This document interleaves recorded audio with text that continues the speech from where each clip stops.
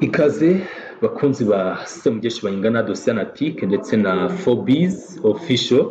Joseph Radukunda ikaze none mu kiganiro. Murakoze cyane bwana Semugeshi, reka nsuhuze n'abakunzi b'ibitangazamakuru byombi Dosianatike ndetse na Fobiz Official. Birumvikana rero tubahaye ikaze kuri uyu wa mbere, ni umunsi utangira icyumweru, tubifuriza impagarike n'ubugingo kandi rwose bazahaye baronke icyo bazerekezaho amaboko cyose kizababera umugisha. Ngira ngo nk'uko babibona kuri screen z'ibikoresho by'ikoranabuhanga bitandukanye mukoresha mudukurikira, ni Dr Abbas Araghchi, minisitiri w'ububanyi n'amahanga w'igihugu cya Iran, wageze i St Petersburg mu Burusiya, aho agiye gufata ubujyanama ndetse anaganire face to face cyangwa se ibiganiro by'imbonankubone na perezida w'Uburusiya Vladimir Putin. Ni ibiganiro bije n'ubundi mu gihe Joseph bisa nk'ibiganiro biri kubera muri Pakistan, mu by'ukuri nta cyizere biri gutanga. Iyi ntambwe Iran yateye, nahoze mbona uyu mugabo wa Araghchi bavuga bati koko uri doctor mu by'ukuri biragaragara ko ufite doctora mu bijyanye n'imibanire. Ni intambwe ya Iran wabonye ute? Ni intambwe kandi igiye gusiga iki, cyane ko Uburusiya nyine bwagiye bunavugwa cyane ko guha igihugu cya Iran ubufasha bw'ubutasi. Ni intambwe navuga ko iri buze guhabwa agaciro cyane cyane ku ruhande rwa Irani. Uyu mugabo Araghchi ageze muri St Petersburg mu gihugu cy'Uburusiya nyuma yo kuva muri Pakistan. Yari yagiyeyo yitabiriye ibiganiro, ariko nk'uko mwagiye mubibona ku mbuga nkoranyambaga zitandukanye mu mpera z'iyi weekend, Leta Zunze Ubumwe za Amerika ntabwo zabashije kwitabira bino biganiro. Kuri iyo mpamvu bavugaga ko igihugu cya Iran gisa naho kikinangiye kucyo Donald Trump ashaka ko baganiraho, ngo nukureka nta yindi nteguza gukomeza gukora ibitwaro bya kirimbuzi. Bitaba ibyo ngibyo ngo nta kintu Leta Zunze Ubumwe za Amerika ziri buze kongera kuvugana na Iran. Nyamara bakavuga ko ngo Iran niramuka yisubiyeho, nabonye Donald Trump yandika ngo impapuro zacu, telefone zacu zimeze neza, ngo zirakora, baduhamagare tujye twabona gusubukura ibiganiro mu gihe babumvise ko bemeye ibyo turi kubasaba. Kugera rero i St Petersburg kwa Araghchi birongera guha icyizere igihugu cya Iran, ariko nanone hagasigara ikibazo gikomeye bwana Semugeshi. Mu by'ukuri urabona Iran iri buze kwemera, Uburusiya buri buze kwemera gufasha igihugu cya Iran. Nibyo ndi kwibaza aka kanya nanjye, nk'uko warumbaje ngo uru rugendo ndarubona gute. Ni urugendo navuga ko rufite akamaro ku gihugu cya Iran, ariko nanone ruri buze gutuma abantu bongera gutekereza kabiri. Putin uramubona yiyangaja muri iyi ntambara y'igihugu cya Iran na Leta Zunze Ubumwe za Amerika, nubwo bwose Araghchi ubona ko akomeje ingendo zo kujya kwisabira ubufasha kuwa mwunamura kuri iki gihugu cya Iran. Turebye kuri Breaking News, mbere y'uko nkomoza gato ku magambo warutangaje, aha hari inkuru iri kuvuga ko n'ubundi igihugu cya Iran nta kindi cyagiye gukura mu Burusiya. Abantu bari kuyibona. Iran says it now consulting with Russia regarding the war. Uvuga ngo ikintu cya mbere cy'ingenzi cyajyanye igihugu cya Iran mu Burusiya ni ukuzana, ni ukwigira kuri experience y'Abarusiya, ariko kandi n'ubujyanama. Joseph, dusubiye gato kuri Iranian Observer, igitangazamakuru, n'ubundi hari inkuru nanone iri munsi abantu bari kubona. Iran ndetse na Leta Zunze Ubumwe za Amerika negotiations end, bisa nkaho ibiganiro mu by'ukuri nta cyizere biri gutanga. Aha Iran Observer yari yemeje ko ibiciro ku masoko byahise byongera gutumbagira. Ubwo nivuga ibiciro abantu bahita bumva ibikomoka kuri petrol. Ndetse Pakistan yari yatangaje ku munsi w'ejo ko mu by'ukuri ubwo imaze iminsi yanyanyaza igerageza gushaka icyizere muri bano baganira, ariko bisa nk'ibyanze. Joseph, muri rusange icyo mbona rero ni Uburusiya nabwo butari buze kubura nyine kugira icyo buvuga cyangwa se butanga muri rusange.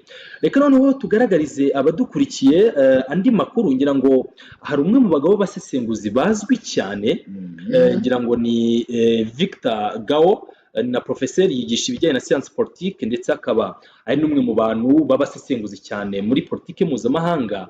Aha yagaragazaga ko hari itandukaniro hagati y'Ubushinwa ndetse na Leta Zunze Ubumwe za Amerika, agaragaza ko akenshi cyangwa se ahanini iyo igihugu cy'Ubushinwa cyinjiye cyangwa se cyinterveninze mu bibazo bitarangira n'intambara nk'uko Leta Zunze Ubumwe za Amerika bimera cyangwa se bimeze Joseph, aho tubona ko Amerika ikanagiye hose n'ubundi nta kindi gikurikira uretse intambara. Ni mu gihe n'ubundi hari ibitero bya hato na hato biri kugenda byumvikana mu buryo bugiye butandukanye.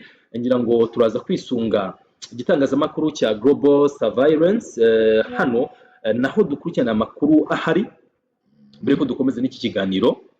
Amakuru ahari aremeza ko n'ubundi yamaze kugera mu Burusiya, ariko bagiye kuba baganira iby'ingenzi cyangwa se kuganira kwa Dr. Ragaci na Perezida Vladimir Putin w'Uburusiya, ngo biri buze kwibanda topics likely include the status of negotiation, uvuga ngo iri buganirweho bagiye kuvuga ibyerekeye agahenge cyangwa se iby'ibiganiro birimo agahenge, ceasefire possibilities, hanyuma regional developments bijyanye n'iterambere cyangwa se uguteza imbere akarere k'uburasirazuba bwo hagati, strengthening Iran and Russia strategic partnership in response to recent events. Uvuga ngo hanabeho gukomeza umubano w'Uburusiya n'igihugu cya Iran binagendanye n'ibi bitero Amerika na Israel bagabye mu gihugu cya ikintu navuga ahangaha kuri uru rugendo rwa foreign minister wa Iran Abbas Aragachi, bwana Semugeshi, ikintu mbonamo nk'uko wari umaze kubisobanura,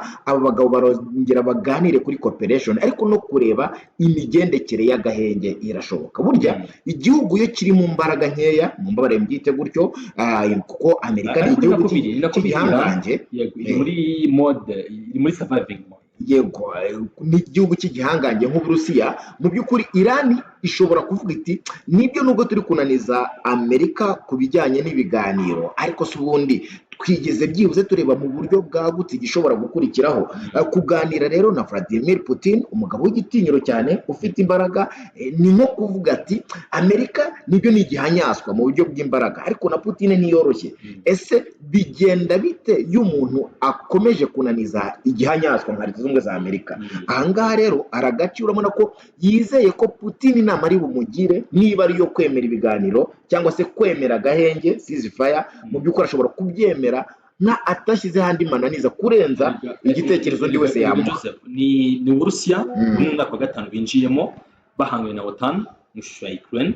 Ni Uburusiya ufite experience ibihano byinshi byashyizwe kuri Iran, Uburusiya bwabiciyemo. Ngira ngo nanubwo Iran irageza kuri 1/2 cy'ibihano by'ubukungu Uburusiya bwafatiwe, Uburusiya babara ko bumaze gufatirwa ibihano birenze 200,000 n'ubu zirenga hafi 23 mu cyumweru gishize bafatiye ibindi bihano. Nabonaga OTAN ivuga ko igomba bari gupropoza ko hafatwa ibindi bihano bigafatirwa Uburusiya, amafaranga noneho avuyemo akajya gusana ibyangiritse muri Ukraine, mu gihugu cya Ukraine. Bivuze ngo n'ubundi ni ibihano bikomeje gufatirwa n'Uburusiya, Uburusiya bugihagaze bwuma bose umari nimba ariko nabivuga kandi gikomeje guhangana. Rero urabona ko muri experience rero Iran irayikeneye, ari nabyo nyine ubona bari buze kuba baganira mu kanya gato. Ubu yabanje kuganira na Sergei Lavrov naho kuri ububanyi n'amahanga bw'Uburusiya, ngira ngo byahurira nuko witwa Andrei Beltsov, minisitiri w'ingabo. Buriya ari ikintu cyanangaje, ngira ngo wabonye ko ubwo yageraga, reka ndebe ko iyi nkuru nza kuyibona, nyibonye rwose byaza kuba ari byiza hano kuri Global Surveillance. Ngira ngo ubwo Andrei Beltsov ubwo yageraga hariya muri mu Pyongyang muri Korea ya Ruguru, natunguwe no kubona ibikoresho bya OTAN byarageze Pyongyang. Hari zimwe muri blende ndabona no kuri Global Surveillance nari kuyibona, ariko ndumva ko iyi nkuru twari twayigarutse mu masaha y'umugoroba, hagaragara ibikoresho bya OTAN byari biri Pyongyang muri Korea ya Ruguru. So hageze hano mu gihe Uburusiya nabwo bukomeje kwagura umubano na Korea ya Ruguru. Ni ibihugu byombi bibana muri ni ikigo niba dakita ikigo cyangwa se ya cooperation yiswe CRINX, ikiri conspiracy cyangwa se bavuga bati naho ari ikintu kigihishe badashaka kuvugaho. Yego, ariko iyi CRINX iravugwa ko no bufatanye mu bya gisirikare hagati y'Uburusiya, Ubushinwa, Iran ndetse na Korea y'Amajyaruguru. Biramutse ari byo tukabona intervention y'ibihugu mu bya gisirikare, Joseph, ngira ngo iyi ngingo yinjiremo, twabona bukanaki bw'intambara zibera muri karakarere. Uko byagenda kose, niba CRINX koko ihari ntabwo iratangazwa ijana ku ijana, ariko kandi niba inahari yaba ishingiye ku Burusiya kurenza uwundi uwo ari we wese. Navuga ko muri Cranks uri buze kugaragara nka mastermind yaba ari Putin, kuko nicyo gihugu gikomeye kandi gifite n'imbaraga zo guhangana na OTAN, twatangiye kugenda tubibona. Kuba rero Abbas Aragachi yaje mu gihugu cy'Uburusiya kandi biteganyijwe ko ari bubonane na Putin bakaganira ku by'umutekano ndetse n'uburyo bwo gutwaramo ceasefire hagati yayo na Leta Zunze Ubumwe za Amerika, ndabibona nko kuza kwakira byuzuye ubutumwa cyangwa se inama yagirwa na Putin, kuko Putin azi icyo Iran ihanganye nacyo kurenza undi uwo ari we wese. Azi ubushobozi Leta Zunze Ubumwe za Amerika ifite, azi icyo Amerika ishoboye ndetse n'ikidashoboye, ndetse na Israel ibyo byose bashoboye. Aka ni akanya ko kugira ngo Putin mu gukomera kwe mu mboni ye yagutse amubwira ati nanjye sinaza kuko nje yenda nshobora kuzana izindi mbaraga bikaba byatuma isi tuyigeza ku musozo, ahubwo biraza gusaba kwemera ibi ngibi kuko hari ibyo umaze gusaba guhombya Leta Zunze Ubumwe za Amerika. N'ubundi byaragaragaye imaze kwiyereka amahanga gutya, n'Uburusiya urabizi ko hari ibyo bwungutse muri iyi ntambara, kuko bavugaga ko iyi ntambara n'ubundi bikungura mu buryo bw'amafaranga igihugu cy'Ubushinwa, mu buryo bw'icyubahiro igihugu cy'Uburusiya. Bivuze ngo Cranks uko byagenda kose na Iran nubwo bateranyije mu Burusiya ugifite ijambo nyemerere rero ratakomeza kwiyongera. Uburusiya nabwo buri kungukira cyane kuri aya masoko, kubera ko nyuma y'uko Strait of Hormuz ifunze, ubonye ko Uburusiya abanyaburayi bahise bafungura noneho amasoko. Uburusiya buracuruza mu Burayi, ndetse mu minsi ishize nahoze mbona Bloomberg ndetse n'igitangazamakuru The Independent bavuga ko Uburusiya buri kwinjiza arenga miliyoni 150 z'amadolari buri munsi aturutse mu bucuruzi bari gukora n'ibihugu bitandukanye mu Burayi. Ngira ngo wari ugifite ijambo. Icyo navugaga rero nuko Cranks niba inahari uko byagenda kose mastermind cyangwa se umuntu ugomba kuyigira umurongo igenderamo n'Uburusiya. Ariyo mpamvu Abbas Aragachi nka minisitiri w'ububanyi n'amahanga wa Iran abaye adafite amakuru y'icyo Uburusiya butekereza kuri iyi ntambara, ngira ngo kwaba ari ukuyoba. Ashobora kuva mu Burusiya gutya hakaba hakiyongeraho ikindi gitekerezo cy'Ubushinwa, ariko ntekereza ko umujyo w'iyi ntambara Amerika yashoje kuri Iran uri buze gutangwa n'Uburusiya, bitanabujije ko buriya Trump ashobora guca inyuma akabwira Uburusiya ati wowe kabyara we bahagarike, babwire bahagarare cyangwa se bave ku isima, kuko nidukoresha imbaraga zacu biraza kugenda gutyo. Yego twarahombye, ariko twakemera guhomba byose aho kugira dusebe burundu imbere ya Iran. Ndabona rero Aragachi ari buze kuzana igisubizo cyangwa se undi mwanzuro ushobora kuza kujya mu mujyo wo kurangiza ibintu kurenza uko byakomera kurushaho. Ngira ngo hano rero tunyarukiye kuri The Hormuz Leta, cyane ko izaba ari ingingo tuba turi buze n'ubundi kongera gusubiramo mu bindi biganiro cyangwa se tunakomozaho. The Hormuz Leta, amasoko yegereye nawe ni Dr. Galbafi uyoboye inteko ishinga amategeko y'igihugu cya Iran, amasoko amwegereye aremeza ko Amerika iri deja ubundi hari zino ndege za Amerika zishinzwe kuha igitoro izindi ndege z'intambara bazita tanka zitangira mu kirere ziyiha kuri kerosene. Hanyuma rero indege nk'izi zirugaragara ku bwinshi mu bwami bwa Arabia Saudite ndetse no muri Jordani.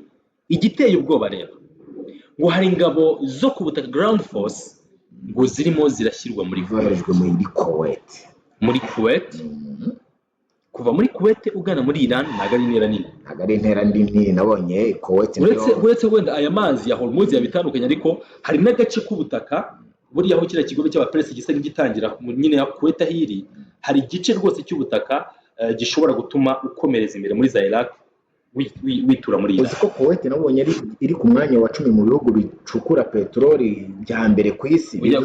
Kuba Iran nayo iri hari imbere nko ku mwanya wa 6, Iran iri ku mwanya wa 6, biroroshye ko Kuwait arega yanagambanira Iran kugira ngo ubukire bwabo erega no ndetse biri kuvugwa cyane ko urebye bino bihugu byo mu burasirazuba bwo hagati niba hari ikintu byungukiyemo cyane no kuba Leta Zunze Ubumwe za Amerika mu by'ukuri zaragabye ibitero muri Iran, babyungukiyemo ndetse wajya ubona kenshi basaba ko kino gihugu cya Iran rwose cyaraswaho bikomeye. Ibihugu bizunguka cyane bajye babyisabira, bajye babyisabira z'Abarabu nazo zizazamuka byanze bikunze. No kuvuga ngo Iraq nayo iraho hafi kuko ni ibihugu nabyo bivuga ku mwanya wo hejuru, ndetse na za Arabia Saudite nibo bacukura za peteroli hejuru. Bivuga ngo rero ukubona uwo muhanganiye isoko yagize ikibazo, byanze bikunze ubukungu bwanyu burongera bukazamuka.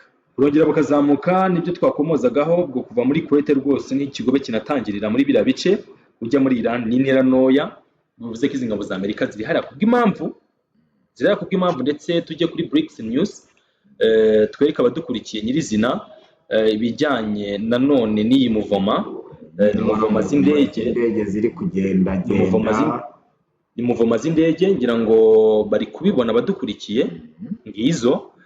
Iyi muvoma rero y'indege ukurikiye ni flight radar ikunze gushyira hasi ibi ngibi, nayo ifite uburenganzira birumvikana.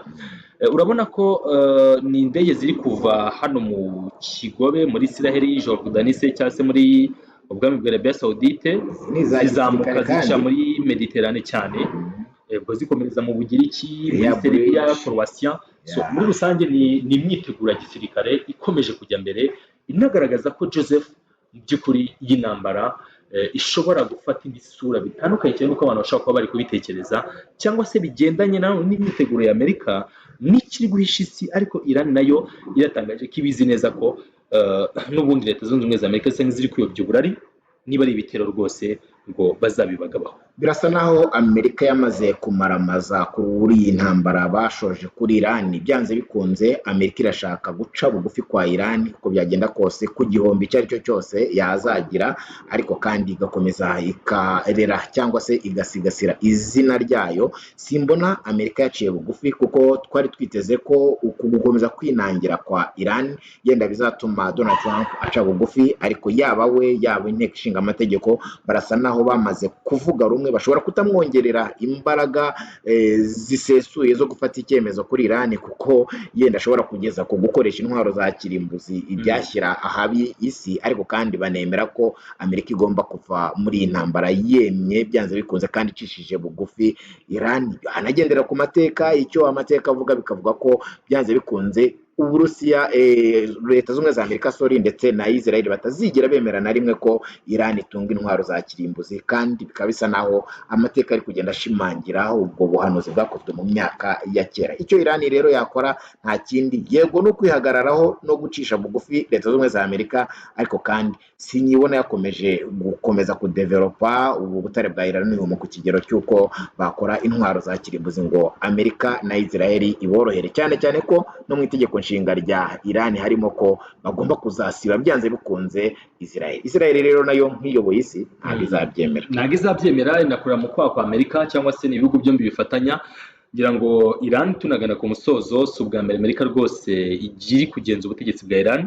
Babyibuka muri 1953 wari Minisitiri w'Intebe Mohammed Mossadegh rwose wari urimo urashaka ko petrol na gaze byakorwaga muri Iran bibagirira inyungu, abikuye mu maboko y'Abongereza n'Abanyamerika. Uko byagenze muri coup d'etat y'akataraboneka yakorewe, bagasubizaho ubwami bw'Abashana. N'ubu ari nayo politike bashaka gukina, kubera ko buri wese usa nk'avugira Iran cyangwa se akora ibishoboka byose ngo ubukungu hari mu gihugu bugume mu banyagihugu. Ubona ko umuntu rwose agabwaho ibitero by'iterabwoba bya hato na hato. Joseph, mushimye ntabwo nabangize nabi, ntabwo wabugize nabi cyane. Reka dushimire abakunzi ba Forbes Official ndetse na Semugeshi bayingana dossier anarctique ku biganiro nk'ibi ngibi byibanda ku burasirazuba bwo hagati. Ese Abbas Aragachi, Minisitiri w'Ububanyi n'Amahanga wa Iran, araza gukora iki mu Burusiya? Turaza kubona intambara ihinduka, cyangwa se nk'uko twarebaga izi ngendo z'indege z'intambara za Leta Zunze Ubumwe za Amerika zikomeza kuzenguruka muri Middle East cyangwa se mu burasirazuba bwo hagati, biraza kubyara intambara. Icyo nakubwira cyo nuko ibiciro kuri peteroli byo byakomeje gutumbagira. Abantu mukomeze mwitegure guhangana nabyo cyangwa se kwisanisha nabyo. Isi irinjira mu kaga, ariko kandi byose bikorwa n'abantu bikanakemurwa n'abantu. Twizeye igisubizo mu minsi iri imbere byanze bikunze. Bwana Semugeshi, mwifurije magarike n'ubugingo Joseph ndetse n'abadukuriye. ciao.